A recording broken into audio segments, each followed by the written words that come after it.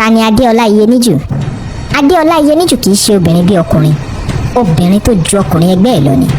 Adéọlá Àkànkẹ́ Bájàgan lórúkọ rẹ̀. Òun ló kéré jùlọ nínú àwọn ọmọọba yọ̀rọ̀sọ tí wọ́n sá kúrò nípàrí àtijọ́ tí ogun tú, tí wọ́n sì tẹ ilẹ̀ ìpàrí tuntun dó. Nígbà tí Àgànjú àti àwọn ará agboolé ìyá ẹ̀ kúrò nípàrí ọ̀rá, òun àti ẹ̀gbọ́n rẹ̀ Adédayọ̀ tẹ̀lé wọn láti lọ tẹ ìlú ìpàrí àṣẹdó.